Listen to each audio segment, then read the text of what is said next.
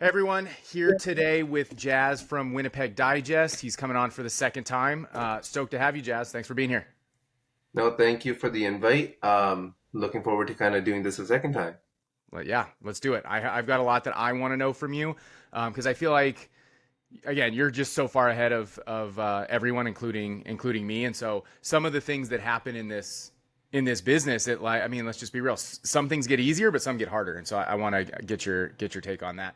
But yeah, so we talked. I looked at it. It was around 3 months ago. Was when you were on last time. So maybe first thing, anything just top of mind, like things that are new, things that have changed. What's going on in the last 3 months? Yeah, for sure. So, last 3 months, so summer's kind of started. We started exploring events more. So that's something that we're now kind of pretty much in, like where we partnered on local markets starting in May. So we did one in May, June, and one in July. Um, More or less the way we did those is we didn't handle any of the logistics. We helped with the marketing, and in exchange, we're basically a partner. So, um, we helped with their marketing and got a cut of the profits. Um, and we have two more kind of in August. So that's kind of the next thing that we're working towards. We also started throwing coffee parties, so we actually have our second one coming next weekend, which is pretty exciting. First one sold out in less than an hour, so we had about 50 tickets. We sold them out in less than an hour on our Instagram. Um, Second one, now we had 70 tickets for this one, I believe. Um, and then this time we have a Jenga tournament in the middle. So it'll be a pretty cool concept. There's a DJ spinning, we got Jenga tournament. It's like a Korean cafe new in the city, so there's already a bunch of hype around it. Um, so yeah, it should be a good time. But yeah, that's kind of the main thing that we've now stepped into. Other than that, I would say sponsors are pretty nice and steady. We're doing kind of a little bit of sales every single day, a little every second day or something like that. So sponsorships have been pretty steady from that perspective. Yeah. Awesome. Okay. So yeah, you reminded me, yes, for events. When you were on before, you were leading up to doing these farmers market type things, right? So how's it going? It sounds like you've done at least one. I mean, how's it going? Yeah, we've done three. So we've done Three. three. We Okay. did one in May, we did one in June, and another one in July. Um, They're doing great, honestly. Like it's a very steady flow of people, I would say, coming to these markets. Um, and we generally the general business model is that it's free for people to come. We charge about $80. Sorry, not $80. We charge about $300 to each vendor that wants to be there. It is a curated vendor list though, so we're not just allowing every single vendor that kind of signs up to be on there. Um, and then out of those, we probably have about 80 vendors. Um, whatever that kind of equates to be, it's about over to $20,000, I think, in revenue or something. And then obviously we got insurance and we're paying like the mall for the space and all that stuff. And then we bring out like bouncy castles, which obviously we're paying for as well. And then we bring out some sort of like a character every single time. So like last time, I think we have Batman and some sort of a princess as well. The times before that, it was Spider-Man and like Snow White or something like that. So Nice. Okay. That's really cool. So tell me, I knew about that. I did not know about coffee. What do you call it? Coffee parties or yeah, it's a coffee party. So what's this mean? so Tell me it's about a it. it's a new concept that's been not a really new. It's probably been about a year since it's been popping off, especially in major cities like New York, Montreal, Toronto, Vancouver, Austin being another one, San Francisco, right? Like um, all these different cities. The idea is that people don't want to drink when they're partying all the time, and a lot of people don't want to be out until 2 a.m. partying, right? So the crowd here is very much like kind of like a health conscious crowd, I would say.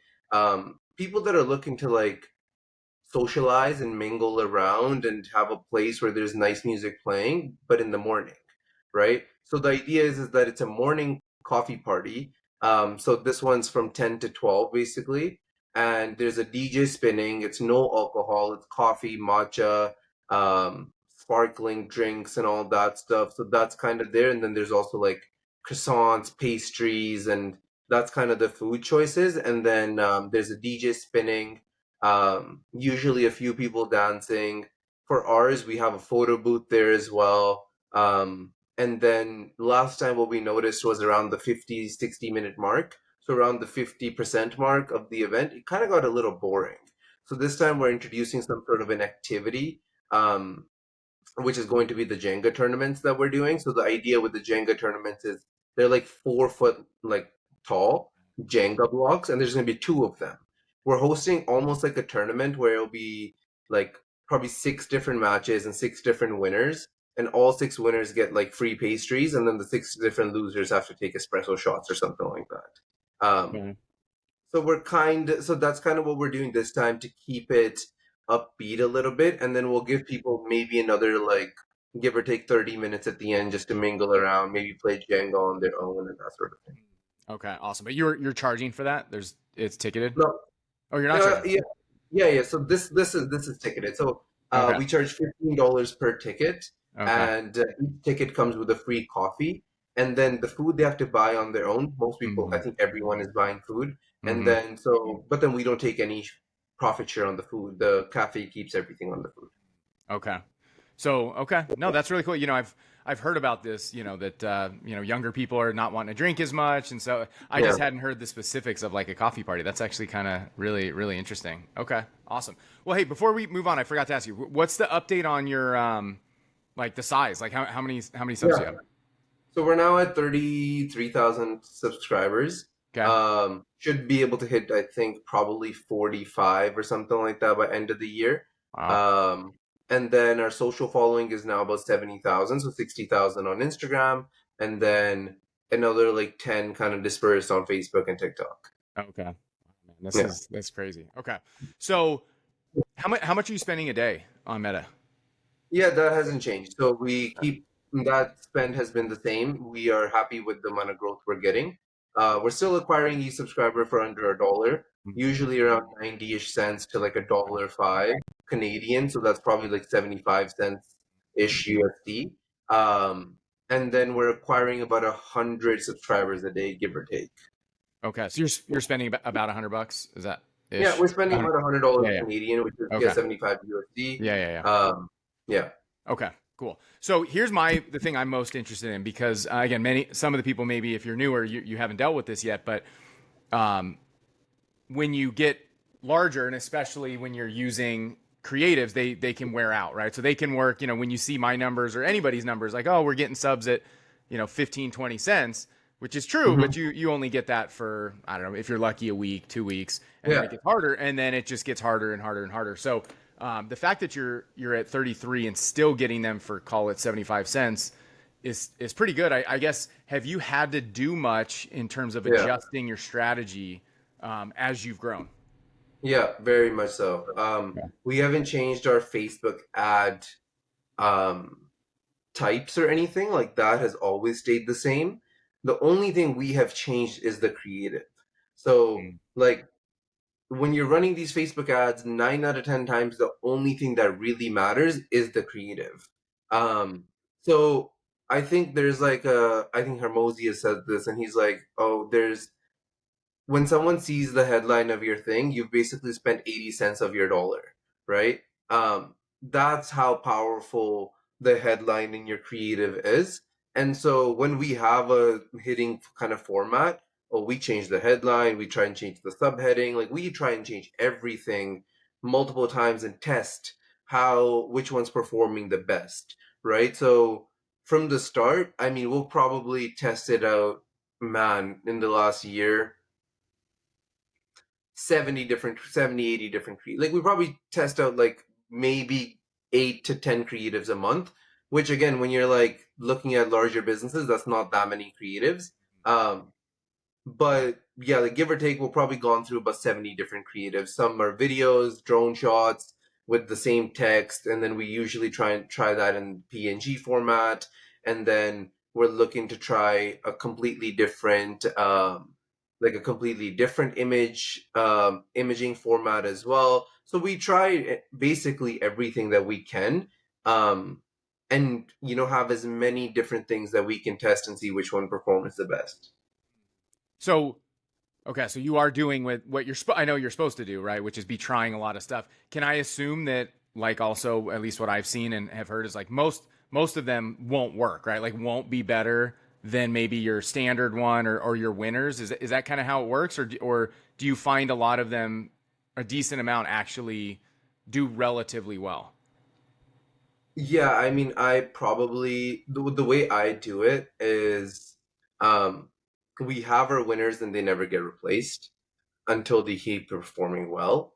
Um, and then when there's no money going to the new type of create, I know generally what the best principle people say is that you have a one ad set where all your winners live, and then you have another ad set where you're testing That's creatives. right. Because otherwise, when you put new creatives into like a winning ad set, the winning ad set will never give any money to the new creative because of the fact that it doesn't know if it works or not, right?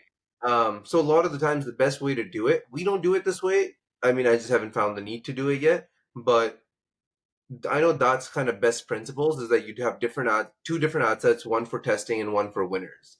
Um, so okay, this ad set works in the testing one, so I'm going to put this in the winners one now and see how it performs.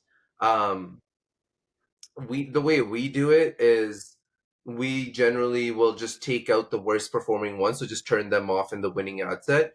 So let's say if the cost of a specific one is starting to be like $2.50 or something, we'll just turn that off and then replace it with something else.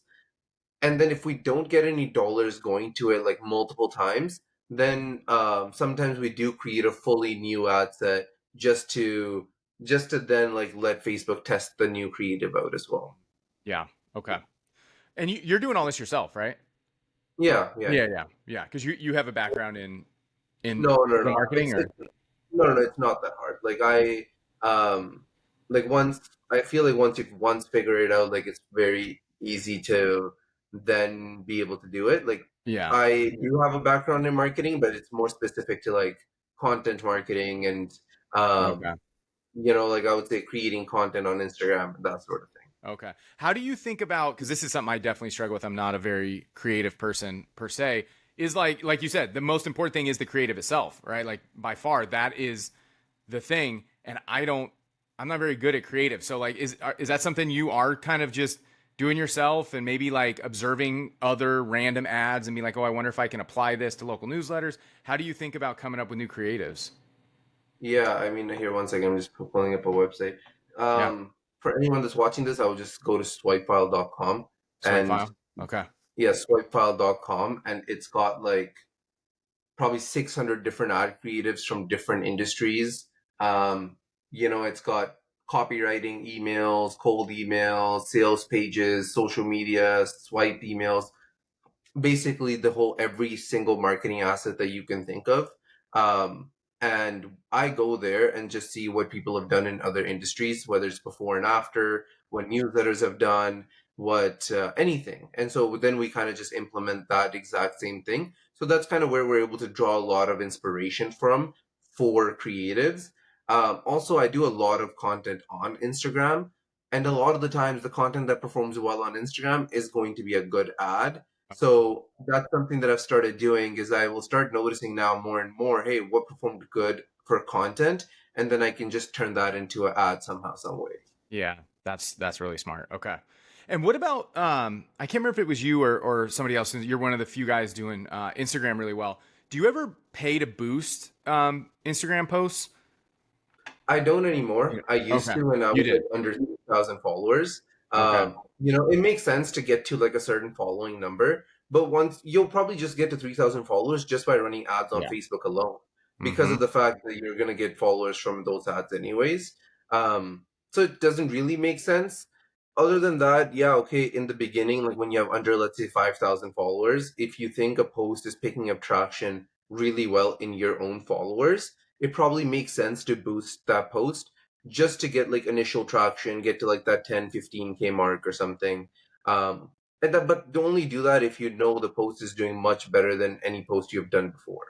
Okay. Nice. Because Yeah. I know again, I was talking to Jacob, right? He's another one of the guys doing well with Yep. Instagram, and it can feel for me like now we're not putting as much effort into it yet as I'd like, but it's just like getting over that hump to where you get to that meaningful number. Like you said, you can get to 2, 3, maybe 4,000 just kind of almost naturally, but to get to say that 20 mark, let's say where it feels like, okay, I'm on to something here. Business owners are paying attention. Going from 3 to 20 feels tough. Yeah, So that's where I was thinking that the boosting can come into play, but you've got to be creating good enough content to boost, I guess is the yeah, key. Yeah. 100%. Content is king. There's no other there's no other way around it. If someone is looking to take it seriously, shout out. His name is Oren, I think Oren, and then Alex Garcia. Two of the guys that run a program called Cut 30. Yeah, that's what Jacob Um, used. Yeah. yeah, Jacob used that before me, and then Mm-hmm. I coincidentally stumbled upon it through Alex Garcia. He Mm-hmm. runs the Marketing Explained newsletter, and they do a great job. So if you're new to content and you want to find your niche and want to be able to be successful with content, highly recommend people go through their course. Yeah. Yeah, that's exactly what he said. So, okay, nice. Tell me a little bit about, let's talk about monetization again in terms of like any sort of updates. How's that going? Inbound, closing, like maybe just kind of as you're growing. I guess the first thing is it getting easier as you're getting bigger? 100% is like, I mean, in the beginning, I was like very much fighting for scraps. I felt, I was fighting for every single sponsorship. At this Mhm. point, I'm not really struggling to do that, just because Winnipeg Digest at this point has enough of a brand that even if I'm dead ass broke, I could go and throw on an event and make a few $1,000s. So it's not again, it doesn't feel as tough anymore when you get to this audience size. Also because now most brands will reply to my message, right? And now we're getting to a point where now we're trying to, or at least have some deals in place that are like a little bit of a bigger dollar amount, right? And at this point, let's say if we're making $10,000 a month, in terms of revenue, yeah, we're reinvesting probably 4-ish thousand back into ads. Um, but let's say everything goes, dead silent. We're not getting new advertisers, whatever the case may be. I have about 3 or 4 annual advertisers that I know are getting great results and will stay with me. So at the very bare minimum, I will have like a $3-4 thousand revenue stream, and I can just shut off ads if everything just kind of shuts down tomorrow, let's say. But first, like that's never gonna happen because now we're almost at a point where our platform is big enough where if an event is happening in the city, they usually want to advertise with us in some point or form. Um, first is that any new restaurant that's opening, they usually want to advertise with us. So we're usually getting some sort of just single ads, probably like $3 or $4 thousand just from those. Now 100% it's summer right now, so there's a lot more events happening here in Winnipeg because we have really harsh winters.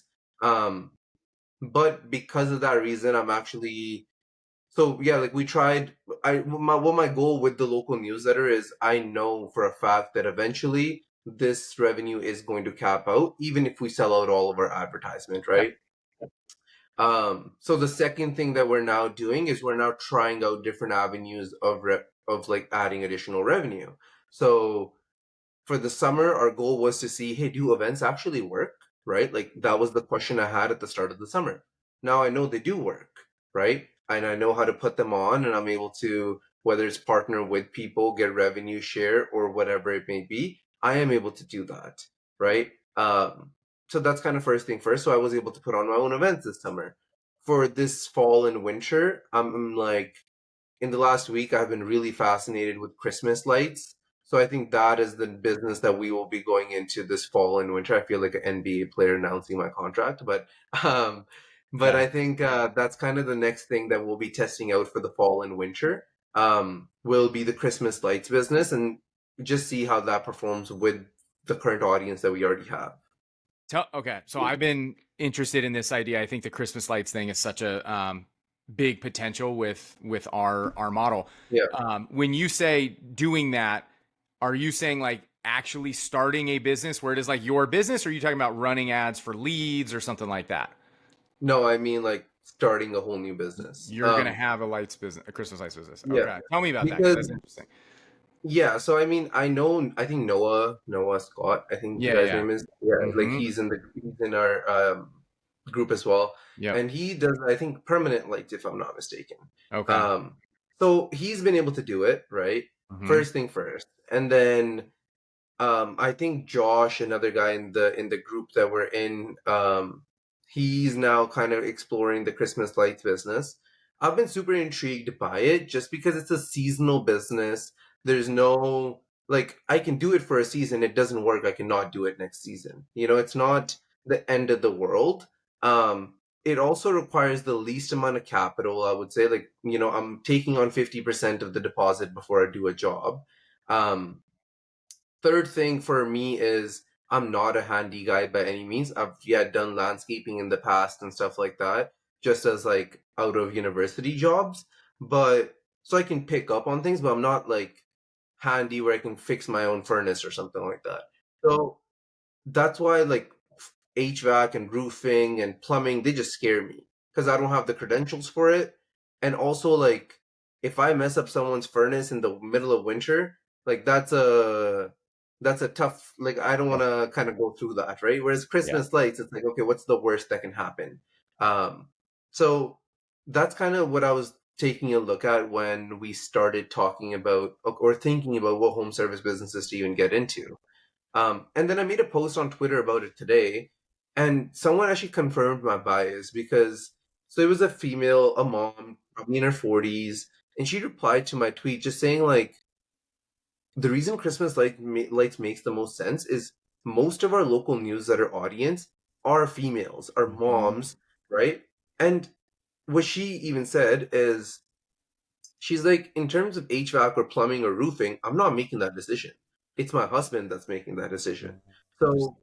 So she's like, if your audience is ideally me, like a mom that's in her like late 30s to 40s or 50s, that owns a home, the decisions that I will make are probably more related to like design and Christmas Mm-hmm. lights and that sort of thing. So she's like, the Christmas lights thing kind of fits perfectly with the current demographic that we already have.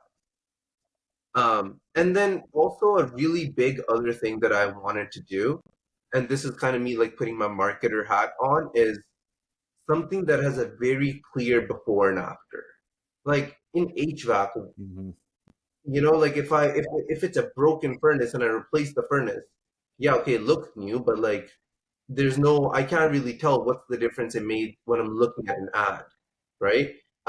Whereas in Christmas lights or even in roofing, for example, there's a very clear before and after. Okay, Mm-hmm. you had bad shingles, now you have great shingles. You didn't have lights, now you have lights, right? So from that perspective, like from a marketer's perspective, I wanted something that had a clear before and after. Yeah. Um, like even from a plumbing standpoint, yeah, okay, I changed a pipe, but like all I see is pipes. Like I don't know if it's a good job or a bad job, right? From at least a light standpoint, I can tell, hey, does this house look better after I put on the lights? Mm-hmm. Yeah, So no, I yeah, totally agree. And you could, I guess, potentially use that as content, right? I mean, in some yeah, capacity. Um, but no, I think it makes total sense. I guess the question, my big question then would be, I 100% agree with you that that's a killer use case. That's why I literally told my wife last week, I was like, by like whatever, September, or early October, we need to go find those companies so we can get in front of them because we don't want to start that company, but I want to, they should be advertisers because I think they'll crush it, right? I guess the question would be, could you just partner with somebody who already does it, right? Or is that kind of the idea, sort of what you're doing anyway? Like, I don't know.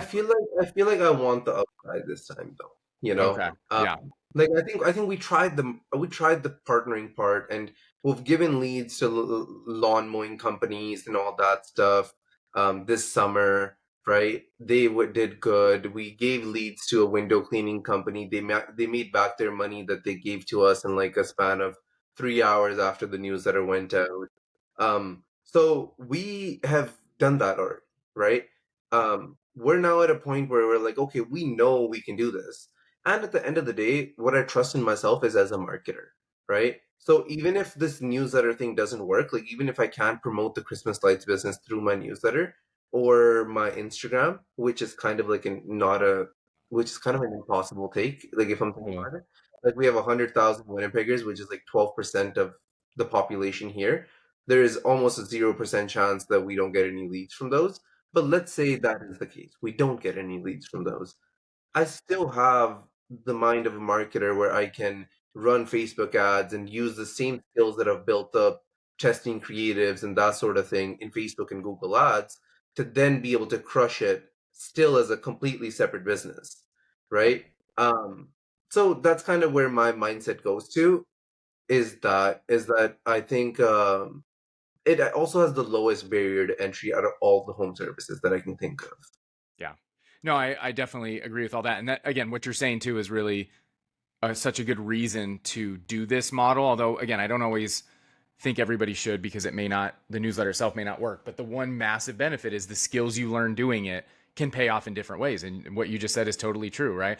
Like for me, I know I could not, if you had told me before I started this, hey, TJ, if you start a Christmas lights business, you could probably market it even outside the newsletter. I would not have been incapable of doing that, right? But now I think I Yeah, could because of what you just said, right? Because of everything I've yeah. learned about meta ads and Facebook and building websites and all that kind of stuff. So totally agree there.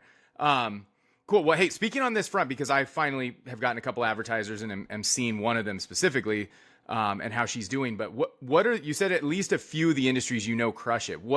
Who's crushed it the most for you as an advertiser? Where it's like, again, for anybody listening who has one, if they crush it for you, they probably crush it for them. So who should they be targeting? Yeah, the two that have done crazy numbers and I don't think they will ever leave is one is an exhibition park here. So they put on different events throughout the year. So for example, they have like a winter wonderland in the winter. In the summer, they do like a it's like a fair. They're the biggest fair, the longest running fair. Everybody knows about them. It's just that they usually the problem they have is that people find out that the fair is done after it's already gone by, right? So they're our biggest advertiser. They were our first biggest advertiser, and they will probably stay with us for a really long time. If I had to, like, Yeah, hopefully yeah, knock on wood, yeah, yeah, because we've delivered great numbers for them, like a yeah. 1,000 plus clicks on some ads. Um, Wow. so crazy click through rates, amazing. Second is a multifamily housing.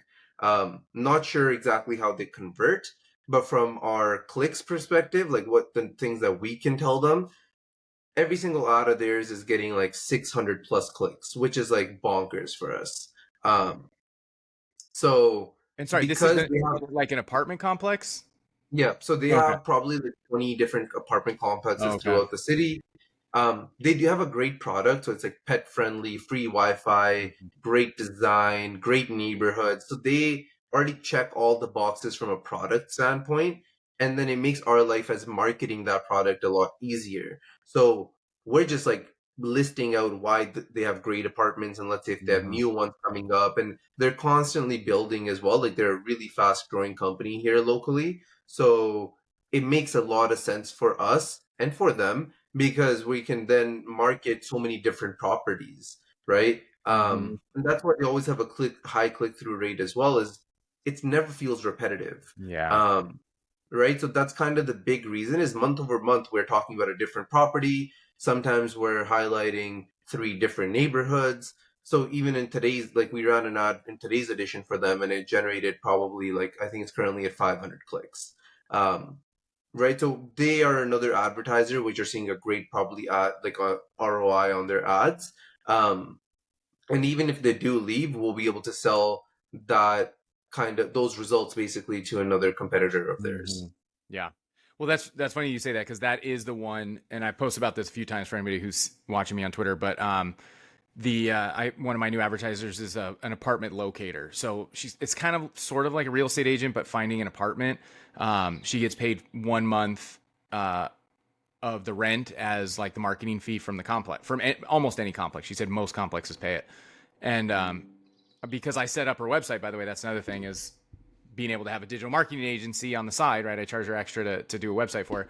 Well, I can see the leads she's getting, right? She's getting a lot of really good leads Hmm. from our ads, right? And so to me, again, I don't know if this apartment locating business is a thing in every state. So that might be something to find out if it is or not. But in Texas, at least, it Yeah, is, and it seems like it's worked. She is very happy, and it's been like 3 weeks since she signed up. yeah. So I think everybody should be looking for an apartment locator if your state has that business model. I think anything real estate, Yeah, honestly. any yeah, Like, that's really what yeah, we're talking about, right? Is real estate. realistically, Yeah. go look at apartments, go look at condos, go become a realtor if you want to. Mm-hmm. Um, I personally think at the audience size I am, like if I became a realtor tomorrow, I would knock it out of the park. Like probably be doing mid six figures or something like that, or some crazy numbers as a realtor. I just hate becoming a realtor, you know? But other than that, I think like, realtors are great. Probably the hardest people to advertise for though. So I probably wouldn't recommend them if you're looking for to get people to advertise with you. Because honestly, I've tried everything. I have tried reaching out to every big realtor in the city and have not been able to close a single one, which is, yeah, like, I mean, I don't know what else I could offer them, but yeah. Well, I'll tell you. Well, so I have a realtor now, and I'll tell you what the way I'm kind of thinking about this. And again, this I think everybody knows. Hopefully, watching this, I don't claim to have all the answers, right? I'm just kind of learning along with people. What we're doing is I basically have told her she kind of owns the real estate section of the newsletter, so she doesn't even get like traditional ads. She's not taking up an ad slot. She's just essentially owns the real estate section where number one, we put a little like you could almost think about it as like a little email signature for her inside the real estate section. So that almost acts like a little mini ad. And then we kind of give her the ability to put, since we put 3 homes in ours, at least the first 2, like basically the cheaper homes that she has some for sale, we kind of pick those. And then for the nicest house we pick, if she has a real nice one, we'll let her be hers. But if not, we'll just pick a random, And are really you nice. doing that once a week? Uh, yes. Yeah. So she I knows feel, too. I feel We're giving that's her a a lot. lot. Yeah, I was about to say, Yeah. I'm like, you're giving a lot because Yeah. honestly speaking, if I am, well, okay, we also don't want to do that, right? If we're going to give a spot to a realtor, it's either going to be traditional advertising because they're only going to Hmm. get one ad spot per month, okay? Or the other way we're going to go about it is yes, we can definitely add in a real estate or home of the week or something like that and allow them to have their signature at the bottom saying sponsored by blank, but it's not going to be only their home for sale because I personally don't want that is we're just basically advertising the same person's homes week over week over week, right? And it's kind of an injustice to our audience. For me, audience is always first, and I think it's an injustice to our audience if we're saying this is the home of the week in the whole city, but realistically, we're only putting the homes from that one person, right? So it kind of seems unfair to the rest of the great properties that are out in the city, right? So that's kind of the reason why we haven't gone about doing Yeah. For me, it was just kind of like what you're saying too, I just wanted to get somebody in because for me, with all that. the different newsletters I'm doing, I want to have things to test. Right. So it was kind of like, okay, let's do this. Let's see how it works because up until well, this only happened, in the last week or two, but it's just kind of this guess, right? Like, oh, how would realtors do? We have these homes. We're just going on Zillow and picking a random home. And, how could this benefit a realtor? Like, to your point, I think it could benefit them a ton. So I just wanted somebody in there to see how it goes. And we kind of told her too. It's like, hey, we're totally honest with her. We're trying to figure this out. Here's why. And she's good with it. So it's kind of just a exploratory thing to see what kind of impact it has. So I'll keep everybody posted if it works well or if there's problems or if people get frustrated that the homes are usually hers. I don't know. That's something we'll have to deal with. But I just like to move fast, clearly. So No, had for an sure. opportunity. I think there's definitely great opportunity there for it. Um, I think it's just that, yeah, because you're put through having multiple kind of newsletters, that's totally fine, right? I want to build just the Winnipeg Digest, Mm-hmm. right? So my approach is very much like, okay, I have to be like, this is the audience that I'm protecting, right? Um, because I want to build everything on top of this. So for short term, kind of like whether it's money or whatever it is, I feel like the one thing you can't do is lose the audience's trust, right? Because the second you lose that trust, it's like then they'll stop opening your emails as much and that sort of thing. Like then it's a kind of a spiral thing, like it's a domino effect. So that's the only reason why I've been so careful and protective of what are we putting in the newsletter, the advertisers we're bringing on, and that sort of thing. Yeah. Yeah. I mean, it's definitely a key thing to think about 100% Yeah. for sure. Um, okay. So tell me, has there been anything you've learned in the last few months, as it sounds like you have gotten a lot bigger, especially on Instagram? I can't remember what you were at when we talked, but 70K is, is a lot. Anything you've learned, in the last 3 months or maybe changed? Yeah, I mean, yeah, I think my kind of thesis is still stayed the same. That if I can build as much trust as I can with the audience, it's going to correlate to different things that then I can Mhm. sell them. And that thesis I don't think will change. It is, I think I listen to a lot of Alex Ramosi, you can probably tell, but um, he also said this where it's like when you have an audience, the best way to monetize that audience is find a partnership that automatically aligns with them. So Mr. Beast and Feastables, right? Or Lunchly, because he knows that that's like his prime audience is like kids and things of that nature, right? Um, or because he has such a large audience, he can basically sell them anything if he wanted to. Um, right? So because of that reason, but his number one priority is making sure that the people that support him, so his audience, he is very protective of, and he is able to maintain that trust that he's built, right? So similar in a similar way, I that's kind of what I'm trying to do here with the Winnipeg Digest is we do everything to be value first. I don't mind losing an extra $2,000-3,000 a month or something if it means that we have built up a brand and trust in the person's mind. Like at this point, we almost on a daily basis will get messages of people saying, thank you so much for this resource. It was much needed for a really long time, or we're doing a great job, or someone that's like 80 years old will message us saying, I've lived in Winnipeg since like 1970s or something like that, and this is the greatest thing, or this is the greatest resource that's ever come by, and things of that nature. So I feel like those messages and a lot of our advertisers actually come through just normal readers. So our normal readers will then suggest that like either their spouse or someone else goes and advertises with us, and that's how people find out about us. All three of my current advertisers were just readers Yeah, who reached out. Yeah. Yeah. yeah. So Totally. that's why, like, if you have a great product, I feel like that then correlates to whether it's you selling advertising, you running another business on top of this, anything that you would want. Like, as long as you have a great product, then that correlates. Yeah. Yeah. I can't remember, since I know you have the at least somewhat of the marketing background. Did you consider doing a like digital marketing agency on the back end? I just hate agencies as a You business just model yeah. personally. Like I think it's just super high churn. I feel like I'm always on a Mhm. flywheel of like um I'm just always on a flywheel of okay, this customer is gonna go in 5 months on average, and I gotta bring in a new customer, that sort of thing. That's just Mhm. something what I didn't want to do. Mhm. And even with like SMMA and things of that nature, like it's so hard. I personally want to do a business where I can almost give you guaranteed results, right? Like, because even in this newsletter game, it's like I can't guarantee results. I can't go because there's so many different types of businesses. How am I supposed to say that? Oh, you're a plumbing company. I can guarantee that we get you this many leads per month or something like that, right? Um, which is simply the reason why I want to start another business on top of this, is that then I'm out of the advertising hassle and that game where I'm promising people, not promising people fake results, but I can't make a concrete promise.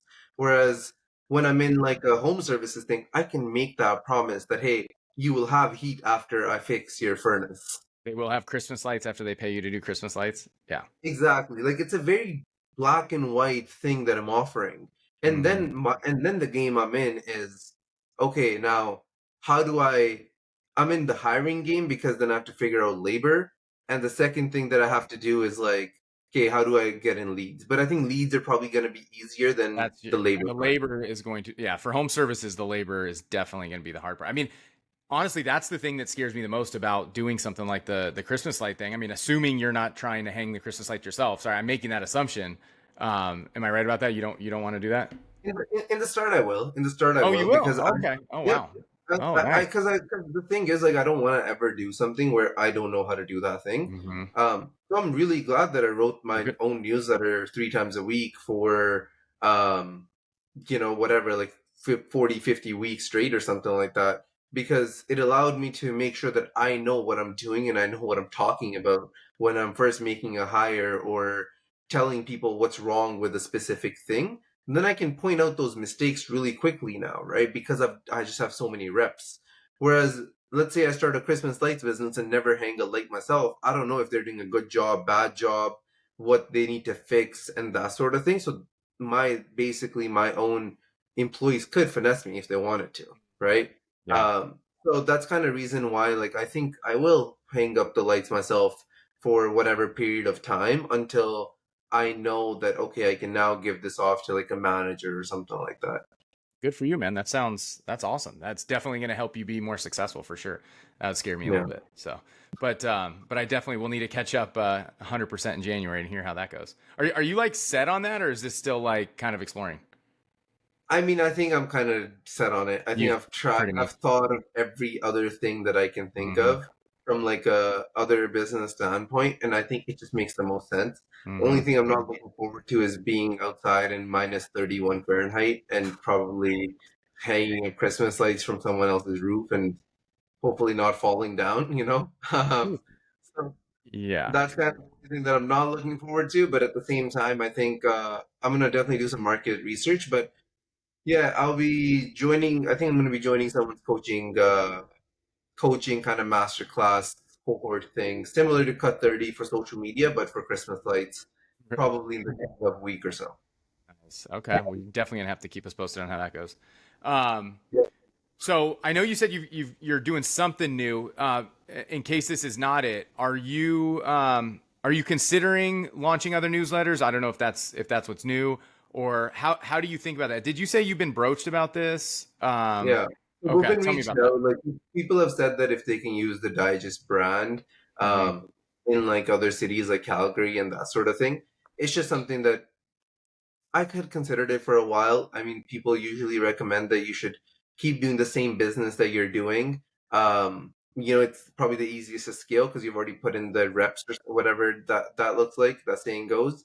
Um, but at the same time, I just don't think that I have a competitive advantage. I think if I'm being completely honest, like I think I am first to market in my city, and that's my competitive advantage here.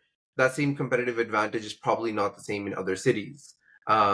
So that's kind of first thing first. Second thing is I hate the idea of like having to chase sponsors in another city.